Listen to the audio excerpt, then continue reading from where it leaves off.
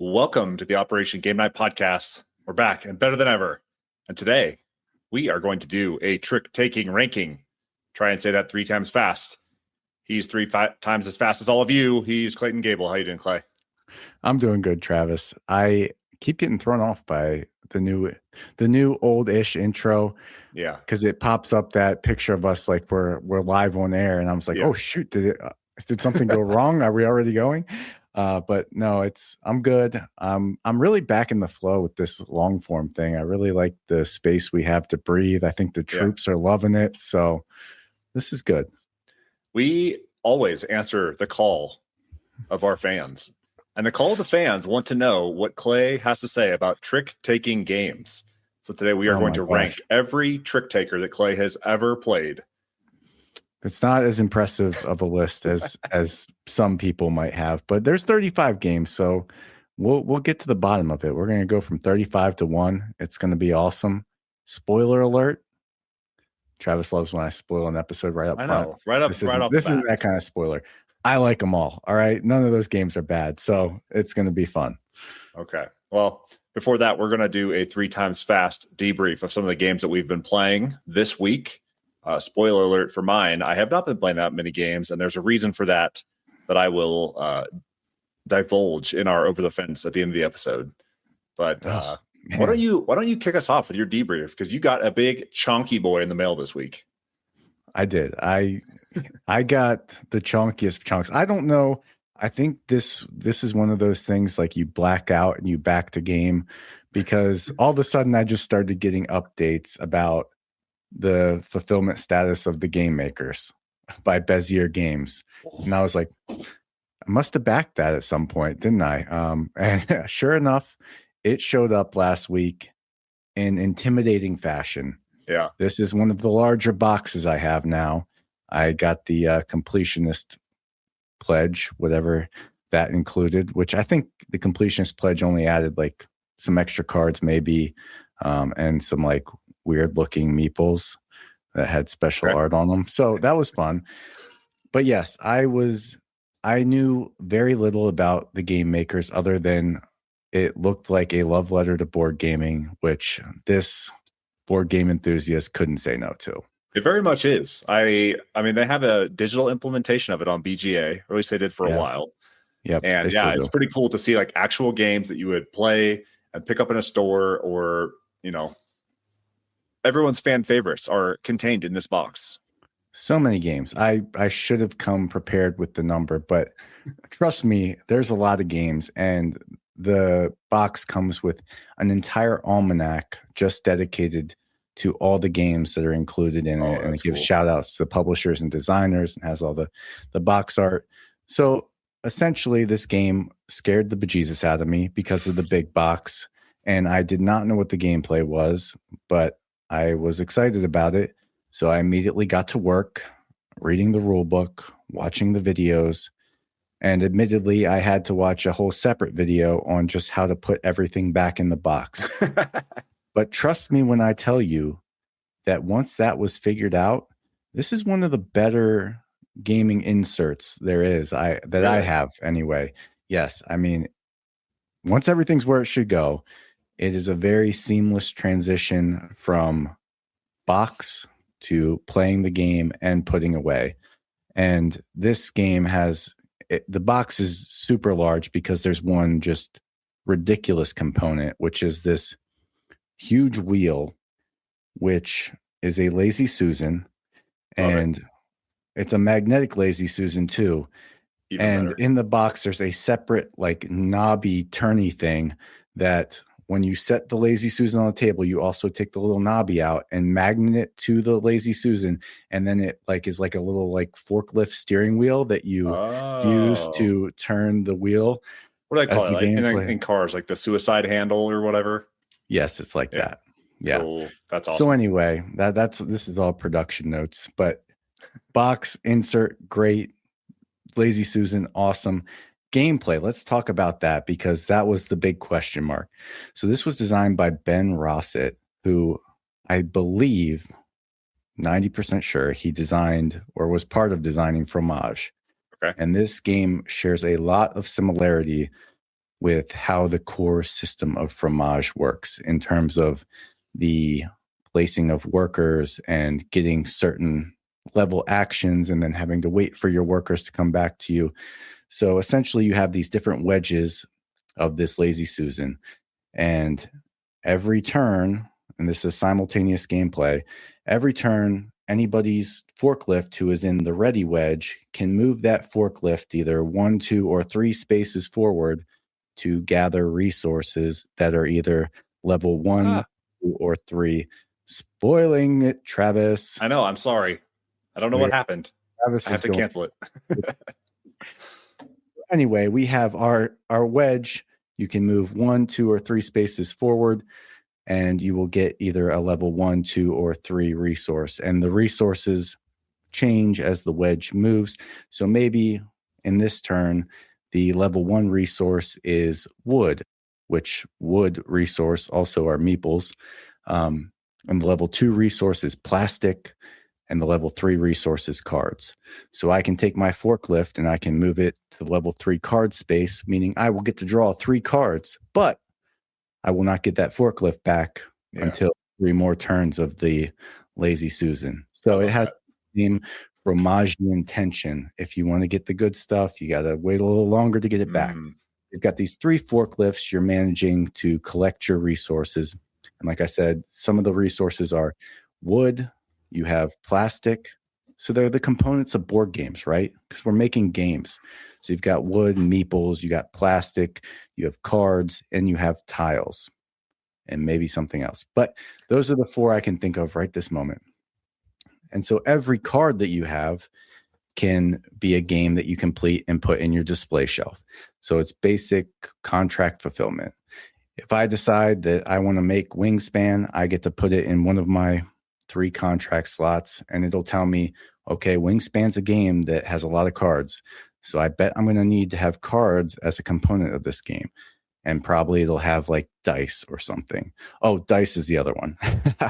So you have dice, you got tiles, plastic, wood, all the things.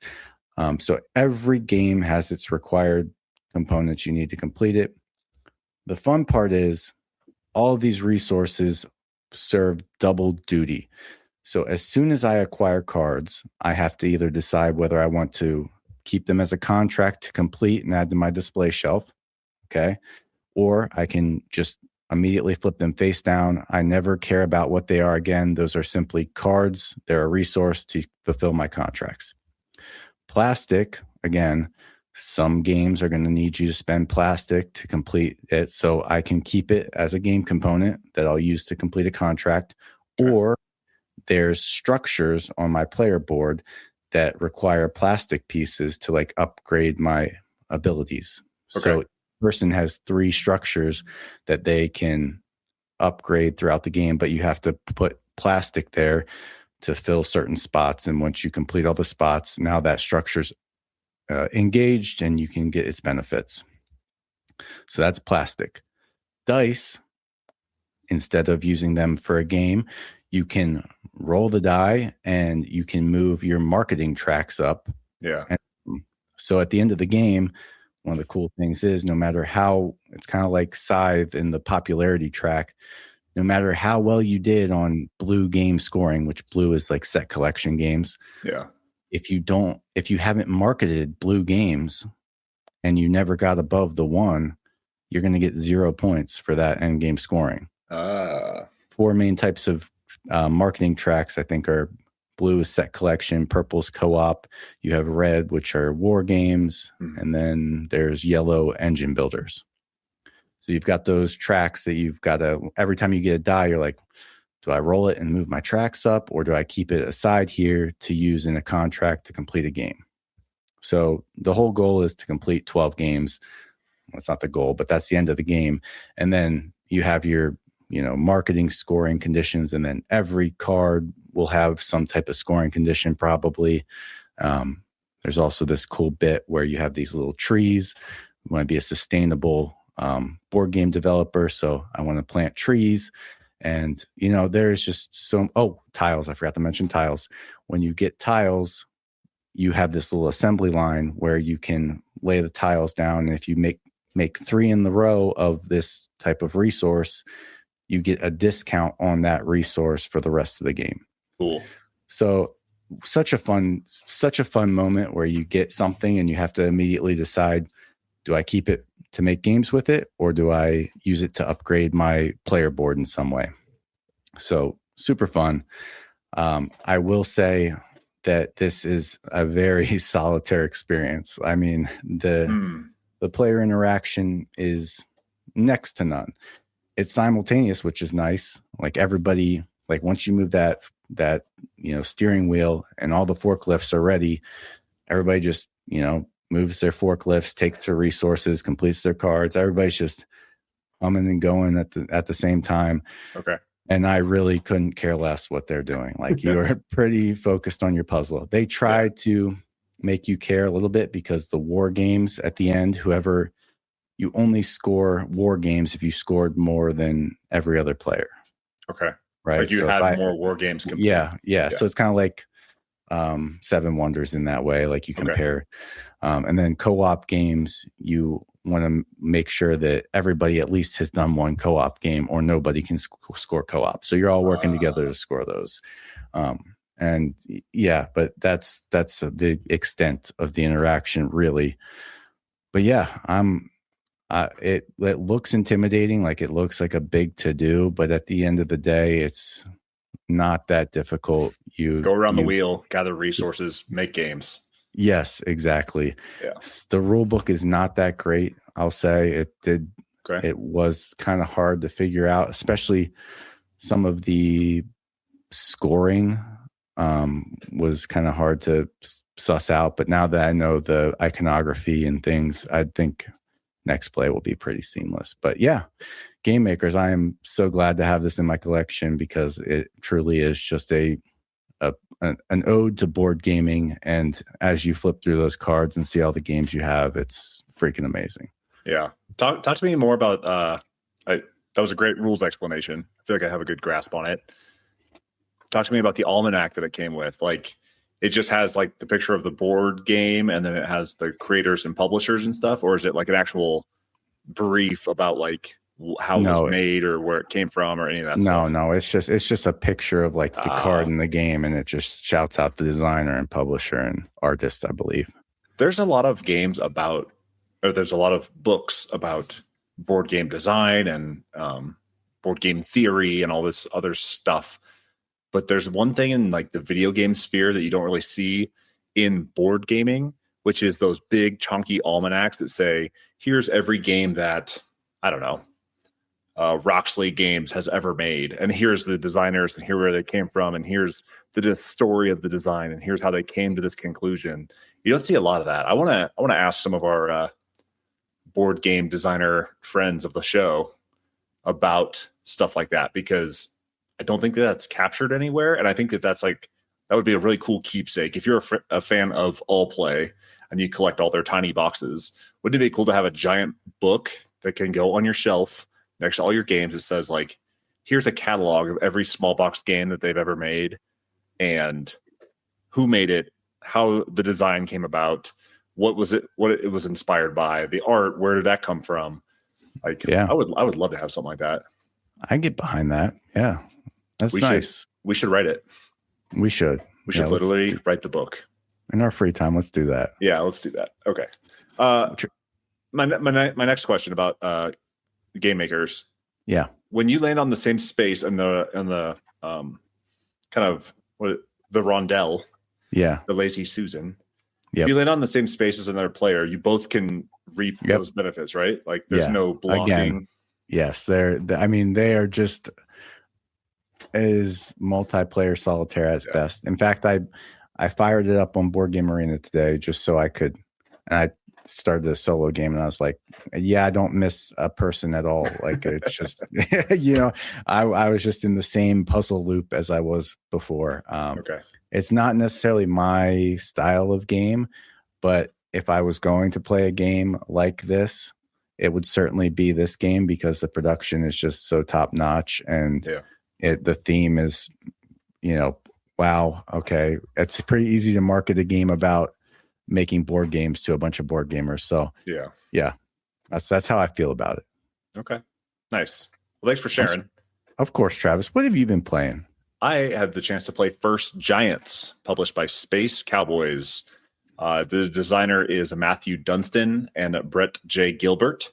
Artists by Maud Chamel and Jessica Cognard. This is a reimplementation of Elysium, which is a worker placement set collection game where you are going out to dig sites to collect dinosaur bones. And these dinosaur bones will earn you amber and or victory points. And so you have 4 different dig sites that you're going to.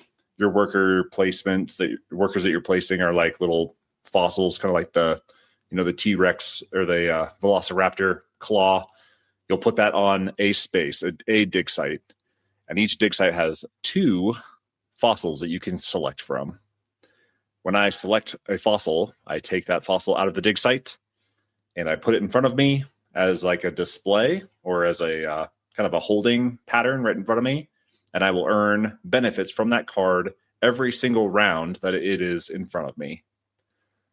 So let's say it gives me 1 amber per turn. Every time that one is just sitting in front of me, I will get an extra amber. And the amber is kind of like your currency, and the fern leaves are your victory points, basically.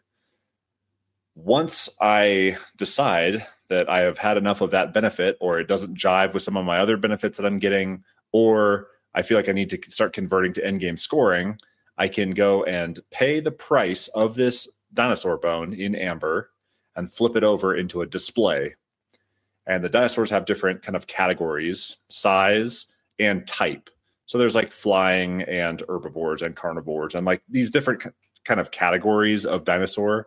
But then they also have size, which is largely equal to their cost. So you have like 1 through 5 as the cost. Let's say I take a pterodactyl. Pterodactyl's earning me extra amber for each other flying dinosaur that I have. So every time I want to draw from one of these dig sites, I'm always trying to pull flying dinosaurs so that I can compound that. When I want to start displaying them, I have to pay that amber back, flip them over, and they become either sets of like, there's different ways you can combine the sets. There's either like style or type of fossil, or there's size. So I can have the type of fossil be flying dinosaurs, but I want to have like 1 through 5 cost of that dinosaur, of that type of dinosaur, flying. Okay. Or I can have multiple types of dinosaurs of the same size, flying, carnivore, herbivore, whatever. These 5 different categories of dinosaur, each with the value of 2. And that would be a complete set. If I can lay all 5 of those down, I earn like a newsprint, which are like the victory tiles. It's kind of like Catan, or not Catan. It's kind of like Castles of Burgundy. When you fill out, your yellow tiles, you get that kind of bonus chip at the end. Yes, it's Same always exact good when you can relate things to games. I know. Look at there you go. You Same made a exact connection thing, right? in my Like brain there. You're trying to snatch those kind of bonus points at the end, and once I lock that down, it is mine. And once I have that set of 5, I lock that down. That's mine. That'll be in-game points for me. Some of them, though, will come to me if I have the largest group of flying dinosaurs or whatever. And I will hold on to that until somebody else has a larger group on display of flying dinosaurs, and they can steal that from me. And some of these victory tiles, these like news tokens, are worth more points than others. They're largely either 3 or 5 points. And that's kind of where the variation in the game comes, is these different news tiles or the different types of sets that you're trying to complete when you display the dinosaurs. That's really where the main variance comes from. The set collection and the worker placement is like you're picking one of 4 spots and picking one of 2 dinosaurs per dig site that you're going to. Once I pull that dinosaur out, that space is not empty for the rest of the game. I don't block anybody from going to that dig site because the draw pile has a face up dinosaur that everyone can see that is then going to immediately fill the spot that I took. And so I don't know how much the worker placement really adds to the game because you're not blocking anybody from dig sites and everyone can see what's coming next. me taking a flying dinosaur does not preclude the next person from taking the one that's on top of the draw pile. So I don't know how I feel about the worker placement. I don't think it adds much. I do like the set collection and creating synergies across your different dinosaurs, but I don't find it interesting enough to make this like a go-to worker placement set collection game, you know? Like if I were to play something like this where I'm trying to create synergies across cards, kind of like an engine builder, it would be something like Wingspan, right? Yeah. This kind of feels like a stepping stone from Wingspan into other types of games like worker placement. But I don't think it does anything interesting enough to really, excite me much about it. I am so glad to hear you say this because I saw this game at the local game store and I just had the feeling, I was like, this is just going to be just another, I knew it would be fine, know, and what you just said is like almost exactly how I felt about Pirates of the High Teas. It's like games are so good at just being okay right now. Yep.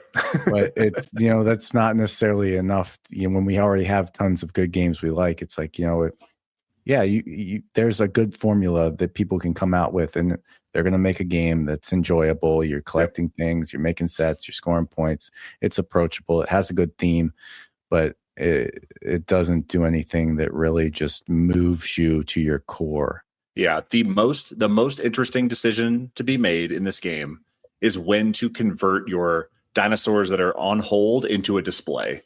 Because if somebody is racking up amber and has the money to start paying off all the costs to flip these into a display, they can rack up a lot of in-game points all at once, but you're also kind of wrecking your engine. It's one of those ones where you build up an engine where you're like reaping benefits based on card synergies, and then you break that engine apart to lock in game scoring points, and then you build up the engine again. And that's kind of interesting. There's a lot of games I think that do it better. But yeah, I don't know. It just didn't excite me a lot, but it was worth trying. I think it's cool. Man, I don't think it does anything better than other games to make me go back to this one for long. That's exactly this. That's exactly like I was saying the exact same thing about Pirates of the High Teas. And it even had the worker placement thing that I was like, yeah, it's there, but at the end of the day, it's just a card game where you're collecting things to fulfill contracts. Like it just added something to just like, oh, here's a new mechanism to, make this a little different, but it didn't make it different in a way that made it any more interesting, which sounds exactly the same as your worker placement. Like, yeah, it was there, but did it make it more interesting? Not really. Yeah. Yeah. Added one more popular mechanic to the BGG page, but that's about it. Yeah. So, anyway, I'm glad you played this so I can not have to. And not that it's bad. Like, there's not bad games anymore, really. I mean, it has all the modern trappings of board game design. It's just not exciting in today's board game sphere. Yeah. That's as succinctly as I can put it. If you want to give it a try, it is on BGA, which I played it a couple times there. Did not get me going anymore. So, this one might be dead and buried like the dinosaurs. All right, move it on. You have another game that you'd like to talk about? Yeah, I want to talk about one more, and this is we're going party gaming. All right, because I was on creeping on Facebook Marketplace. I don't know why I always feel the need to talk about how I get games, but I like to give the full picture to the audience about just what goes on in my mind. But I'm creeping on Facebook Marketplace. Somebody's selling a bunch of games. I always look. I'm like, okay, what do they got?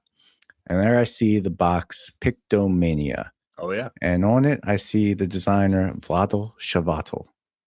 Now that's a household name. He's designed a couple good ones. Code names. Yep. Not to mention that one. And so I was like, I feel like I had heard Board Game Barrage talk about Pictomania. Yeah. I don't remember if they loved it or hated it, but I know they felt strongly about it one way or the other. If I recall correctly, I think they love this game. Okay. Well, that checks out because for $5, I grabbed this from my neighbor and I played it and I was like, this is the perfect drawing game for gamers because it actually adds interesting choices, but in such a seamless way that you don't even realize you're like having to make them. So how this works is there are 3 cards placed out, and there's A, B, and C cards, and all of them have numbers 1 to 7. And everybody gets dealt a number and a letter. And so mine might be C7, and that tells me what I'm going to draw. The thing about these cards is all the words are kind of similar.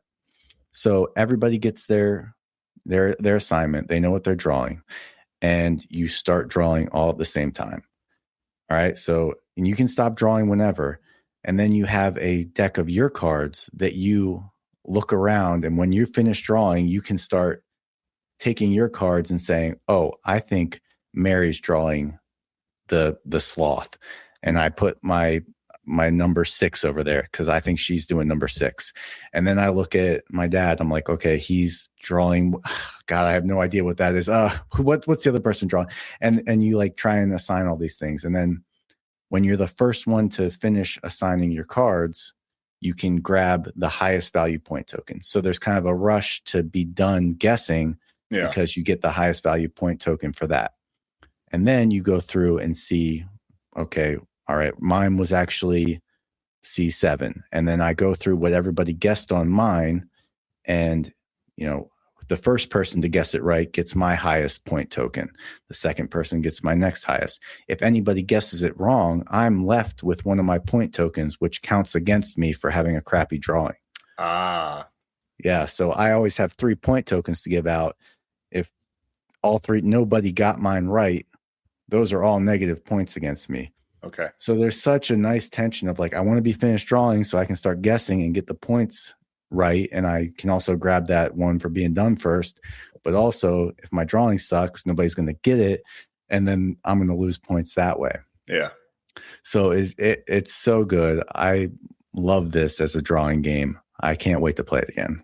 It's such an interesting way to like flip it on its head. It's not really, it is about how good you can draw, because if you don't draw well, then people are going to guess wrong and you end up with negative points.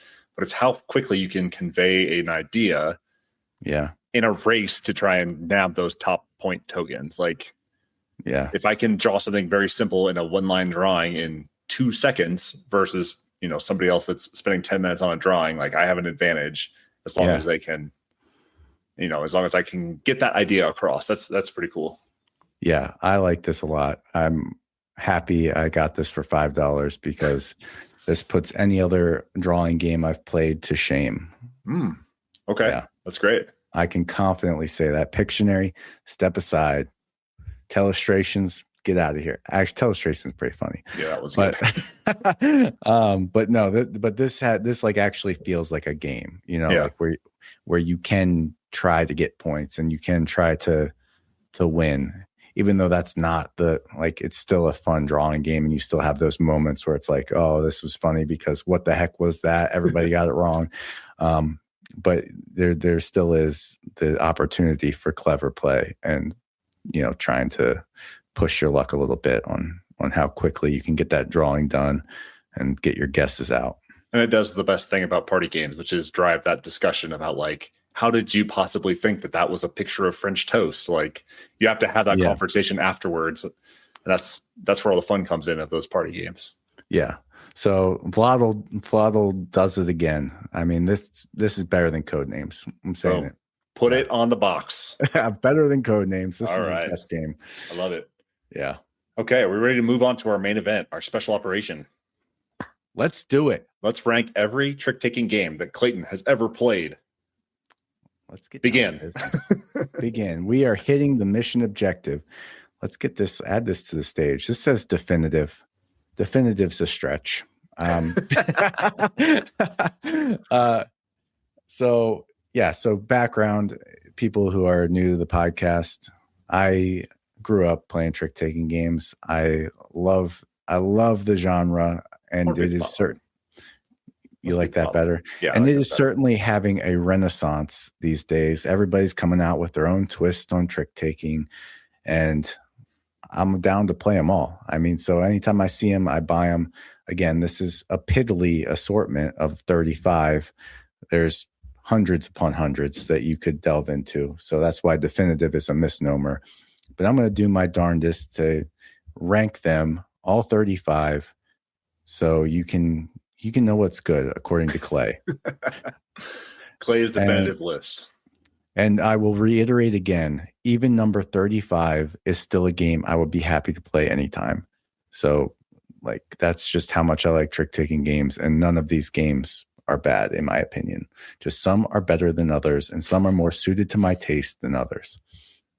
So let's get rolling, Travis. You got any clarifying questions before we go? No, I'm excited to have this finally cemented in stone. Carve it onto a stone tablet, because this is the definitive list. This is definitive. Operation Game Night.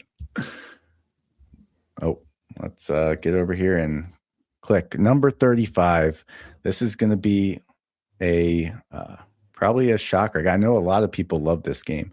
Tom Vassell sings Rebel Princess's praises. I'm moving us back to the side because there's more to this slide. But Hearts is a lot higher on this list. And all Rebel Princess does is take Hearts and add something I really don't like, which is a lot of special powers and abilities that you have to remember. So everybody gets a princess and it has a special power, and you have to kind of understand what everybody's special power does to make good decisions. Otherwise, you're just like kind of randomly playing. So it falls to the bottom just because there's a classic game that I like so much more. So that's Rebel Princess. Hearts with more steps. Yes. Clay likes less steps. Next is Corgi Pile Up. All now right. this one took a beating on BGG. This got a 5.8. Oof. I think that's the lowest on this list in terms of a BGG rating. But yeah, Corgi Pile Up, I just don't quite understand it. I talked about it in an episode not long ago, but essentially you get dealt 5 cards, and then it all comes down to what the last card you play is in the hand. And then you move your little corgi up this corgi stack, and you don't want to be the first one to go over the top or else you lose. And then whoever's the last up there. So it's all a manipulation of how you get your last card to be what you want it to be. And I haven't figured it out. So that's why it's 34. Corgi Pile Up. Have you played this, Travis? I have. I like it fine. It's probably floating around the same level of enthusiasm as you, though. Yeah. Okay. Yeah. Again, especially compared to some of the other Gamehead games that came out in Wave 1. Like, this one felt like a little bit of the weak link, or maybe the runt of the litter. Oh, nice. Nice. So, I like it fine. Maybe I'll revisit it. It's on the shelf. Yeah, I won't get rid of it, but it's not my favorite. Next is 500. This is a classic one. It's, a team-based trick taker. It just has too many steps. This is, again, the ones towards the bottom, there's many reasons, but a lot of them are just, there's a game I like better, and this has more steps to it. So yeah, I like Spades better than this because this has the weird thing where the jacks transform suits, and like now you have this weird ranking where the club jack is now a spade jack, and you have to keep that in mind. And also, like, the different suits have a different hierarchy in terms of scoring points. It just is a little extra, and I prefer Spades. Never played it. Yeah. Next is Wicked and Wise. Did I play this with you, Travis? Yeah, this one's cool. I like this one. It's an interesting concept. Like, one person's a dragon, the other person's a mouse. The mouse is trying to help the dragon. I honestly can't remember it that well. I played it many years ago. I know this is one of the few I actually got rid of. So that kind of speaks to it, I guess. But yeah. This is one where one plays the number and the other plays the suit, right? No, that's a different one. Oh, I thought this one did the same thing. It might actually. Again, I can't remember this one that well, so I just threw it kind of where I felt like a game I can't remember that well and got rid of should be. It has the same type of dynamic where you're playing trick takers on teams. Yes, it's definitely team based, and one player's doing one thing, the other's doing another. So there you go. That's 32. Right. Wicked and Wise. It only gets better from here, folks. Brian Boru. This is Oh, yeah. not where I'm going to give you a better analysis. This is just trick taking as part of a larger game. So I liked it. I just didn't really hit the one time I played it with other people, so it moved on. But essentially, you're playing tricks, and the tricks correspond to different regions of, I guess, is that Scotland or is it Ireland. Ireland? High King of Ireland. It says it right there. God, it's There it almost is. as bad as when I said, "What do you call a Japanese warrior?" God. Okay. So yeah, Brian Boru. This is kind of an anomaly on this list because it's part of a much bigger game. This is almost like having arcs on here. I don't know why I put it on. Trying to move up in like marriage Yeah. tracks and domination tracks and all sorts of tracks through trick taking. Tracks and trick taking. I think I put it on here mainly. This was a last minute ad just to get to an even 35. So I can't wait for the tricks and tracks ranking. Tricks and tracks. Yeah. Every game that has trick taking and track manipulation. Oh yeah. Okay. We'll get there. Origin story number 30. You hate to see Stonemeyer this low because I'm generally a fan, but this just never was for me. It has everything I bellyached about Rebel Princess. You just keep getting more abilities, and it just becomes to a point for my brain that I just can't keep track of my own abilities that influence the game, let alone what my three other opponents might be up to. So again, too much. Pies, small box all play game. Yep. This one is one that you are doing contract fulfillment through trick taking. So every time you play a trick, whoever had the highest number gets to draft one of the cards played to the trick first. Those cards can either give you a contract you need to fulfill or be fruit that you can use to fulfill a contract. I just found it a little clunky. Every time you played a trick, you had to go through them, this draft thing. It made it kind of drag on for a while, but it was a cool concept. It's got some cool decisions about, like, do I put down the ingredient that I know that they need, or do I try and manipulate the numbers that I get the choice that I want? Yeah. Next is Pumafiosi. This is a Knizia and Bitewing game. This is another one. Honestly, this is going to happen a few times where I played this so long ago, I can't remember exactly how it plays. I do know the main thing is you win the trick if you're the second highest. You don't want to be the highest. Yep. And then there's some like ladder ranking system that gets manipulated throughout the game. It was fine. Unmemorable. Didn't draw me back in probably played it twice a few years ago, and I'll keep it around because I don't get rid of Knizia games, except for Cascadero. I don't know why all criminal caper ones are just fine. Yeah. Hot Lead's my favorite of them. Yeah. Okay, next is Lunar. This definitely is what you described earlier. Really cool concept where it's a team-based game. If I play a card with a rank on it, so I might play a card that just has a 7. Well, that means my partner then gets to determine what suit it is, and they can just play a suit card. So that's kind of how that works. It's got your typical like bidding for tricks and, seeing how you do. Some of these are just like, I had to put them somewhere. Yeah. I like it. It's just a little too obtuse to play all the time. But it's like just over 5,000 on a BGG rank. That's pretty good for a trick taker. Yeah. Look at it go. Oh, here's Maury. Again, talked about this not that long ago. Maury is got some stuff going on. Oh, like this is the most complicated and strategic probably trick taker here. Like this just warrants far more plays than I'm ever gonna convince people to do this because it's you got these weird X tokens that you're collecting. If you get too many of those, it's not good. If you get the second most, it's okay. And then it's just this takes the right crew. It takes the right crew to get Maury cooking. But if you've like dabbled in the in the trick taking world and you're looking to get into the hard stuff, Maury's probably just right for you. But Dan, that art by Beth Sobel is so good in this game. Yeah. It's beautiful. Yeah, it's cool. And you got dice you can play as cards too. Like it's got everything. Next is Euchre, another regional classic. This is up the list because this was one of the first games I played with my first game group in Colorado. This is how we got connected. Mike and Hannah were like, "You want to come over and play Euchre?" And we played tons of Euchre with them.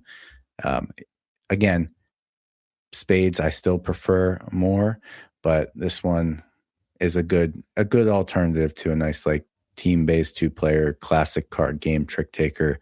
And it's probably one of those types that has like 50 different regional variants that, who knows? Yeah. Who knows what everyone has their house Yeah. rules, county rules, state rules. Yeah. But man, Euchre gets the people going. Like when you win and you are jiving with your teammate, there's so many high fives going around. Oh yeah. You can't beat that. That's the thing that I've always loved about trick taking games. The heart of trick taking for me was the team based games, where you have a partner. So this is a ton of fun. Foodie Forest, Knizia. This is a weird one too, where you're not playing a classic trick as you will, where people each play a card to the trick. You're playing cards to the middle. You have to follow suit if you can, but the trick ends when the total value of the cards exceeds 10. And then if you win that trick, you get all the cards. And each round of the game, you're trying to collect different suits of those cards. So you might want the apples in one round or the blueberries in another. I just thought this took way too long for what it was. I thought the core system was neat, but it just took forever. So we broke the 5,000 ranking on BGG. Yeah. This is a killer. Dang.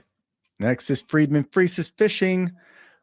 Again, talked about this one recently as well, but I did play a lot of these recently because I wanted to do this. I wanted to get my definitive trick-taking ranking. Fishing was one I was so excited about, but ultimately it doesn't rise to like the top tier because I think it's overly balanced to the point where it doesn't feel like very meaningful what you do. And it does go a little long. This could take close to an hour probably. But the interesting concept of this is all the cards that you win become the cards that you draw for your next hand. And then the way it balances is if like, hey, I didn't win many cards. Now I don't have enough to draw up for the next round. Well, now I get to draw from this super Gucci stack of ocean cards that are almost guaranteed to win me all the tricks next time. So you just oscillate back and forth between, winning a ton, losing a ton, and then, but it's good. Got to cast that net. Cast your net. We have Cat in the Box. This is an interesting cover for the box I've not seen before. Yeah, no. Maybe that's like the definitive. They've republished it like probably 3 or 4 times. Oh, it's Japanese. That's the Japanese cover. This was probably the first like out there trick taking game that really piqued my interest. I was like, holy cow, they did what? The cards have no suit until you play it. That's crazy. Yeah. It is really interesting. You have this whole grid where, all right, I played a 5. I'm saying that's the blue 5. Now somebody can say they don't have blues anymore in Trumpet because everything's made up, but then you get yourself into a pickle later on in the round where you might end up with a paradox, and those aren't good. Again, this is one that's just like, it's a little bit too much weirdness going on for people to like really get what you should be doing on like a first or second play. You got to play it a few times. Not great for newbies. Yeah, no, but it is a really cool riff on the genre. I will say the production on this one is not good, at least on the initial publications of it, because those little chits go everywhere in the box. They are just rocking and rolling. You have to sort them all every time you open the box. It is truly the cat in the box paradox, because are the chits everywhere, or are they in the place that they need to be? And the answer is they're always in They're everywhere. disarray, but you have to open the box to find out. Absolutely. That's Cat in the Box. Next is Prey, a tiny box from All Play. The shtick here is your cards are double-sided, kind of like Scout. The top has a number, the bottom has a number. You have your Predator and Prey value on each card. The first half, every hand, you play the first 6 tricks with the Predator side, and then the next 6 tricks with the Prey side. So halfway through the hand, you flip everything over, and now you have a whole kind of different set of numbers. So you kind of have to manage what your bottom half numbers are going to look like. And the thing I like most about this game is that it takes away your power to bid. You roll 2 die at the beginning of the round, and you can choose to pursue either one of those numbers as the bid you're trying to hit. So I could roll a 6 and a 1, and I'm like, okay, well, do I either try and win 6 tricks or 1? And I like that. You know, sometimes bidding's kind of stressful, and you're like, I don't know what to do. And I like that it just says, hey, just roll 2 die and, you know, see which one you can try and get. Shoot for it, and then it feels like it's not your fault if you don't get it. Yeah. You can be like, well, I couldn't. There's nothing I could do. 3 Witches is great. 2 versus 1 trick taking, really unique concept. The only problem with this game is you have to have just 3 people.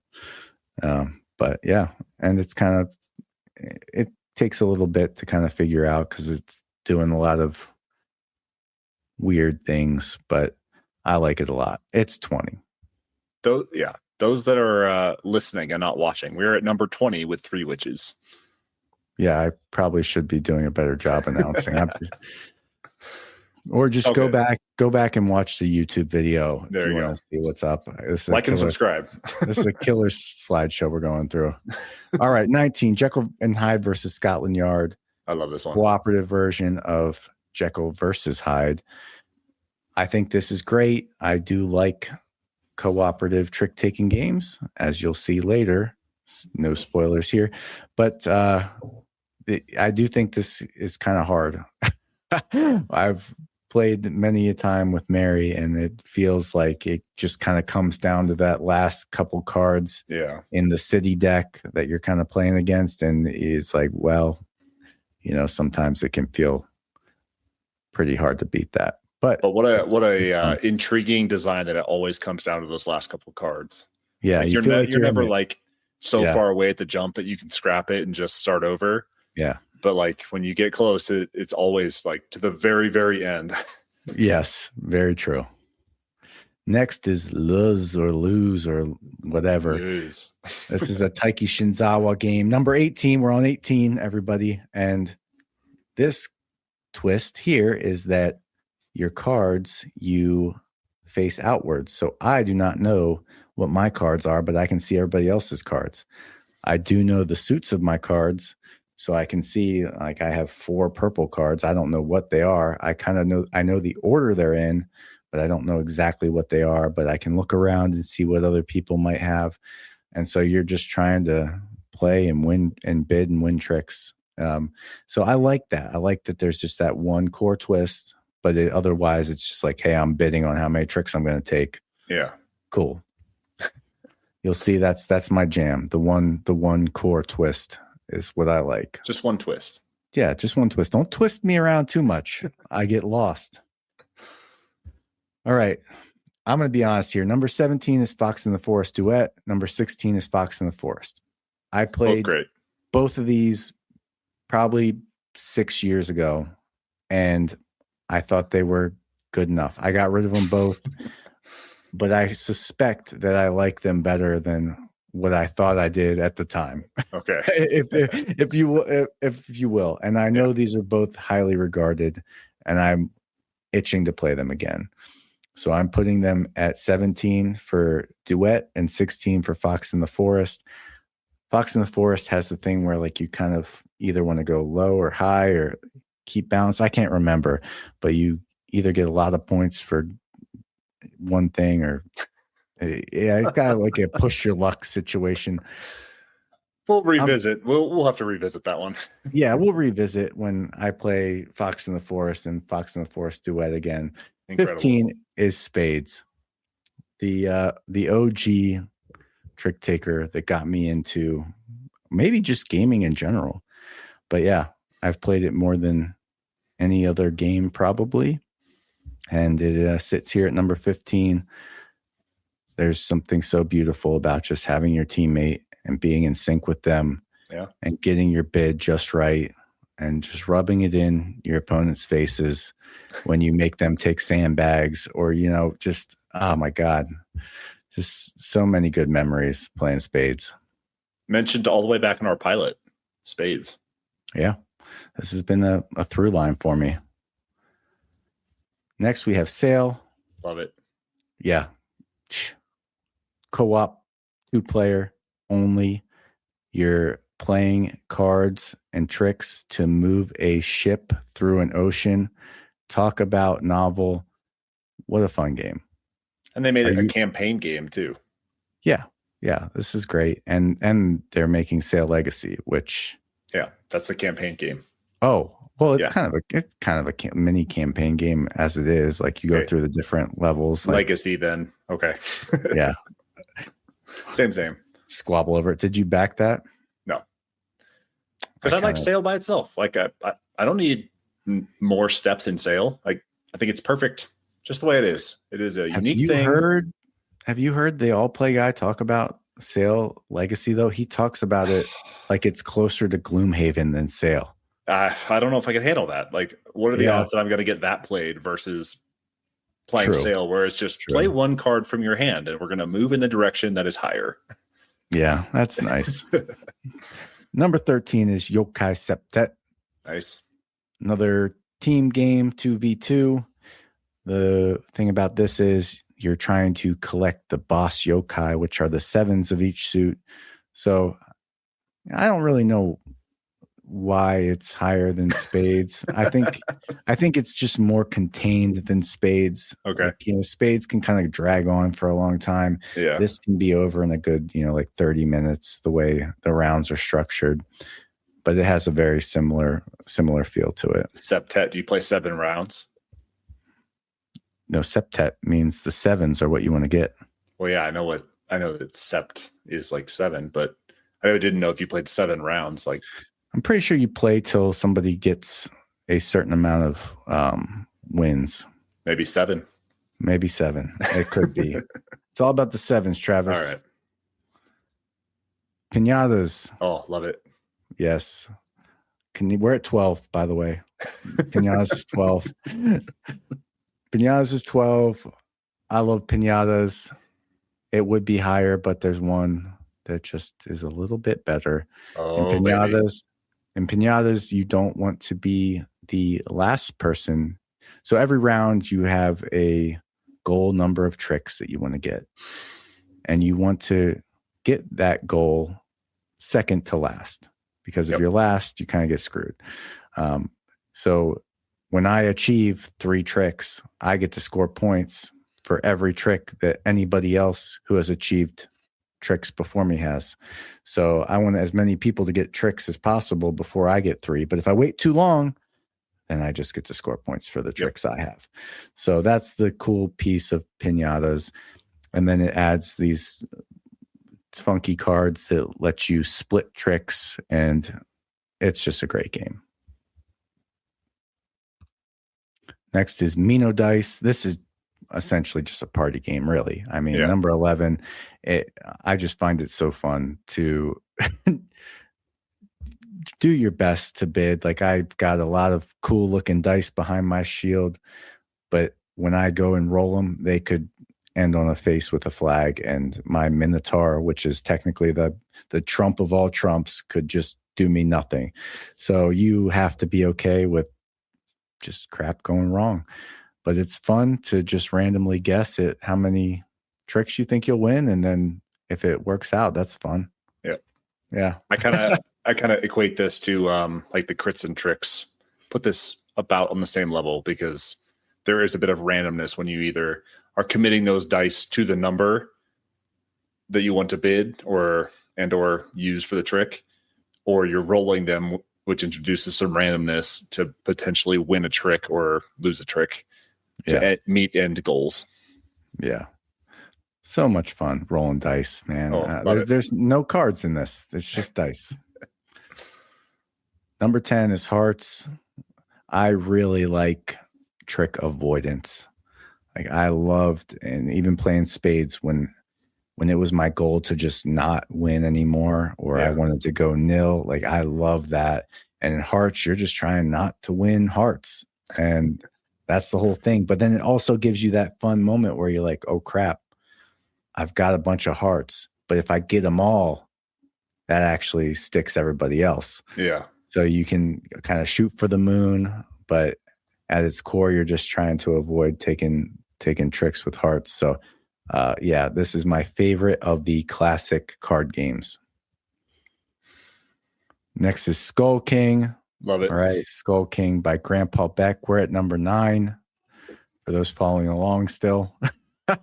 Skull King is great because you have this really intricate kind of like ranking structure. You've got your normal suit cards, then you have your pirates, which beat all those, and then you have a mermaid that loses to the pirates, but she beats the Skull King, who beats all the pirates, and you just have these fun trick situations. And the thing about Skull King that I like the most, and I always reference it, is that you start with just one card. Yep. So you're teaching this to people, and you're like, listen, round 1, we all just have one card. Everybody's going to bid. Somebody's going to get a trick. Everybody else is going to get none.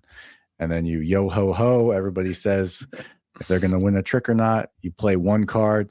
Round 1's done. Next round, we do 2. And I love that escalation. It kind of gets people into the game, gets the flow of things, and very low stakes in those initial rounds as people are kind of picking it up. So I love Skull King. Especially rock, paper, scissors in a trick taker. Absolutely. Vivo. Okay. Number 8. Small box, all play. I like the dictation. See, I like being told what to do. And in Vivo, you get constrained by a card at the start of every trick that says this is going to be a duet or a quartet. And that tells you how many different suits need to be in the trick. So if you're going solo, boom, everybody better follow suit because we can only have one suit out. So I like that. And then there's some interesting scoring considerations when you finish the trick. It's like whoever had the lowest does best. It's fun. I like Vivo a lot. Gachapon trick. This might be recency bias.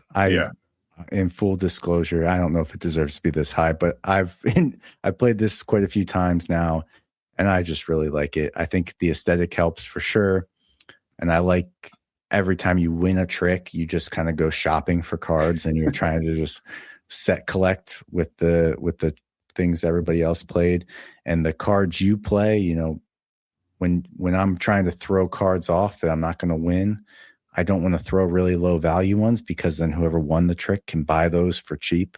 So there's a cool little tension there.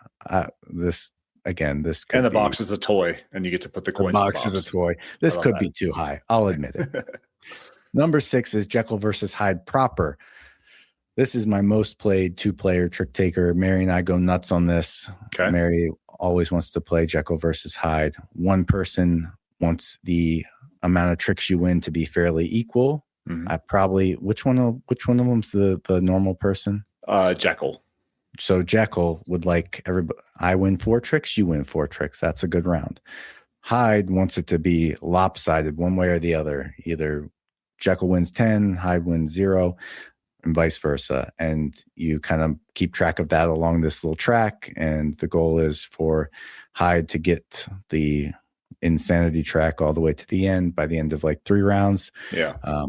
So yeah, this is so fun. There's potion cards that have little twists, but don't change it up enough that it puts me off. So it's almost like pure game theory. Like every single time you put a card down, you're trying to guess what the other person has. Yeah. I love it. Yeah, it's good. 5 is Marshmallow Test. This is pinatas, but better. Some people might like Pinatas better. I think Marshmallow Test is just a pure version of the game. The people that like pinatas better have never held one of those little squishy marshmallow tokens in their hands. Yes, absolutely. I think that's so great. I love it. Delayed gratification trick-taking game. And sadly, I don't have this game. Ooh. I know. I have That's Pinatas. a shame. I know. Pinatas has been holding me over, but at some point, I'm probably going to have to buy Marshmallow Test. It's so good. I love it. Number 4 is Fives. That's confusing. I know. I should have just switched it up for the sake of it. But Fives is a CMYK Magenta Line game. As what you got going on here, I think this might be Taiki Shinzawa, maybe. I think so. It is. Yeah. But what you have going on here is you're trying to win the trick, the card that you win a trick with. At the end of the round, you want all those cards to be as close to 25 in sum as possible without going over. That's how you do well. And then the other core twist is that every card on the back of it has a magenta 5. And once per trick, somebody can say, hey, I have a blue 8, but actually I'm just going to flip it over and it's going to be a magenta 5 because I didn't want to have to win a trick with that.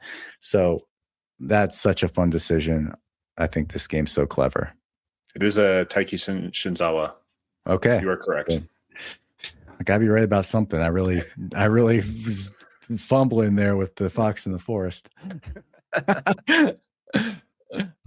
One of the most popular trick-taking games. I couldn't come up with anything for.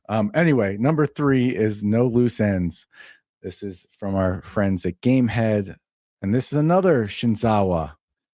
All right, this the man, the myth, the legend. Yeah, this game you have to call your shots before the round. You get a hand of cards, and if at your bid is putting cards down from your hand. So if I put down a blue 2, I have to, during the course of the actual trick taking, I have to win with either a 2 or a blue card to cover that up. Got to cover my tracks.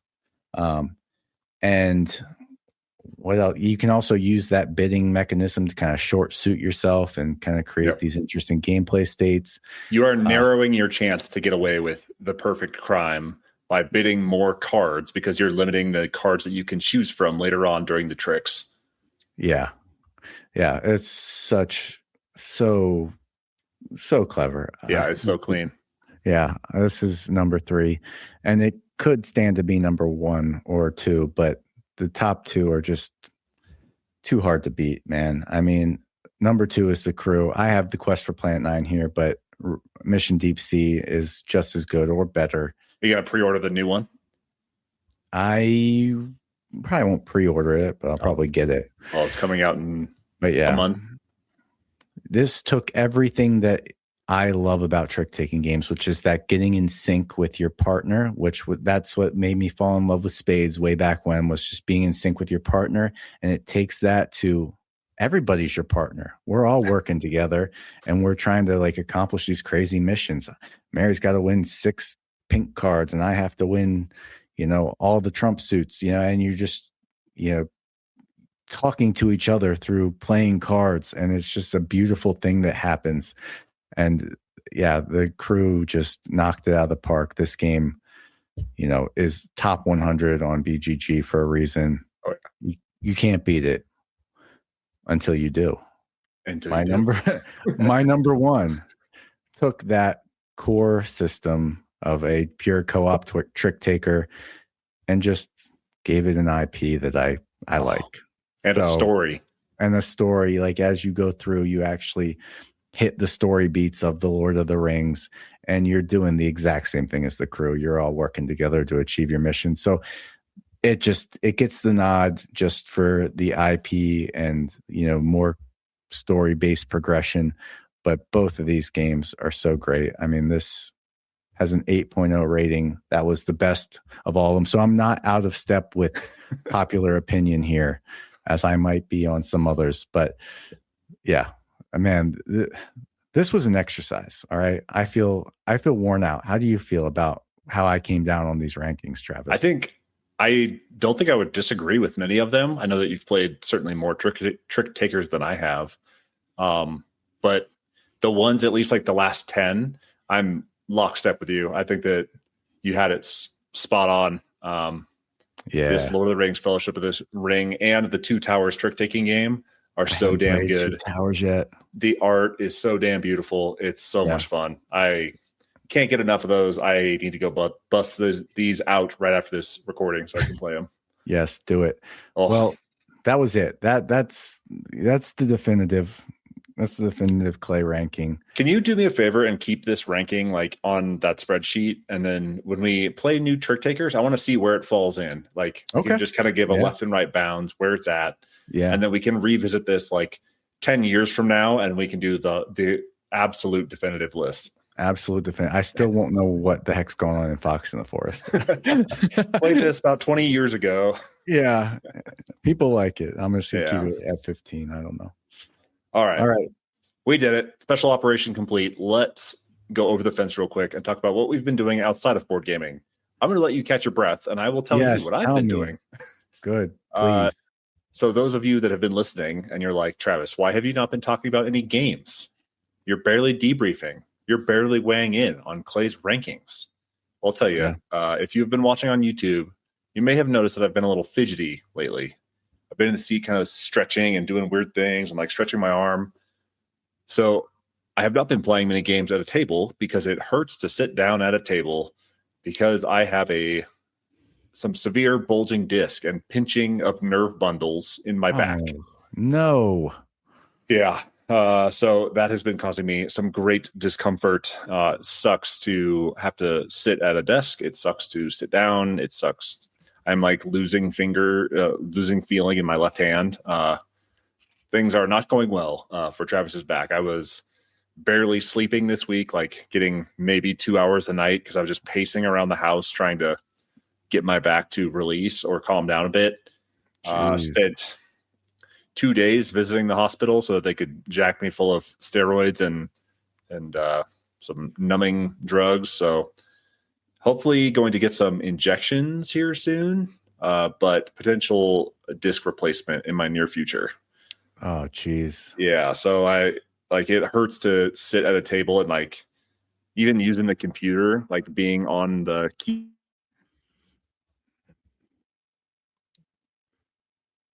keyboard, stretching my arm, trying to do my best to navigate that at the moment.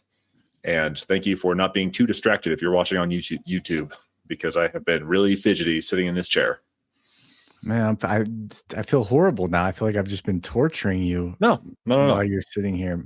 That's horrible, Travis. I save all my sitting for this hour that we have together every week. Dang, you need to get yourself a standing setup, all right? I do. This desk is falling apart anyways, and it needs an upgrade, so maybe that's next. Plus, the movers broke my stand. You may have noticed that I'm like sitting higher than normal on my camera level. They broke my stand, and so my monitor's sitting lower. So, yeah, it might be time for an upgrade. Well, hey, I'm sorry to hear that. I hope the doctors get you sorted out.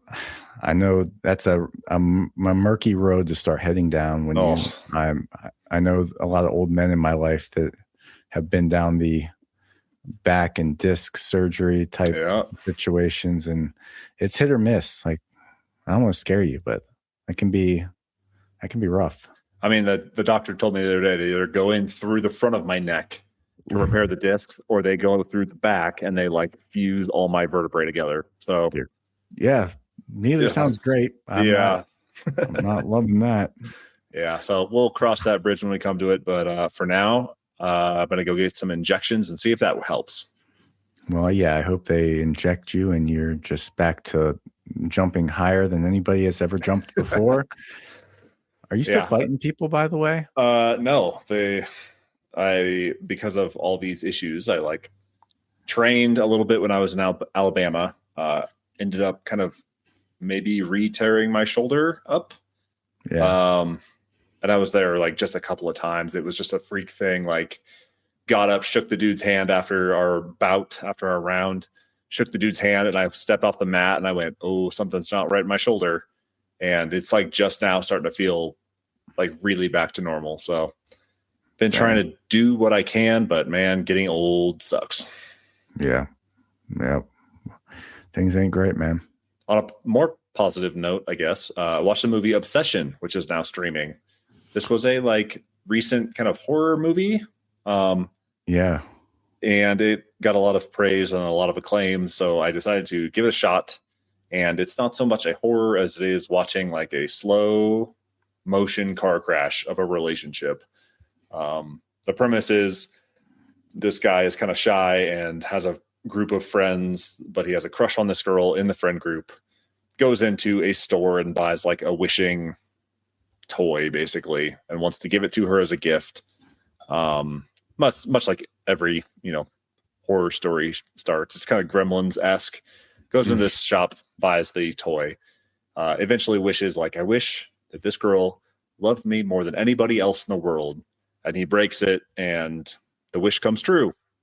But her love is like turns psychotic, and you slowly watch this kind of like immature relationship spiral out of control. And it's I need to think about it a little bit, honestly. I just watched it yesterday as we were kind of lounging about the house, and I need to think about like what it actually means. I can look up a review and figure that out, but I want to like mull this over, because I think the interesting thing that it does is it holds up a mirror to like every immature relationship you may have ever had. Like, especially up front, like they're very clingy and very like all over each other. And they like say these things that are kind of like banter-ish, but they mean it deep down. Like, oh, you don't love me anymore. But like, it just escalates. It just spins out of control in slow motion, and it gets a little crazy at the end, as most horror movies do. But the obsession becomes unhealthy, and that is the horrific part of it. It sounds so interesting, but I really do not like scary stuff. I know it's not really scary. There's a couple of gory scenes that you might need to close your eyes when they come, Clay. But other than that, it's got a little bit of like Romeo and Juliet at the end. No spoilers, but okay, it's it's kind of an interesting thing, and I need to think about it a little bit. Dang. All right. Well, that's it. My brother saw it. He thought it was awesome. But yeah, it wasn't like a super tiny budget and like a young filmmaker that did this. Yeah, they made it on like a, I don't know, $50,000, $100,000 budget. Like it's very low budget. But man, some of the effects are quite disturbing. And I think it made a bazillion dollars. It made 50 times what the production cost was. So yeah, I look forward to seeing what this guy does next, because it's I thought it was pretty impressive. That's cool. What you got?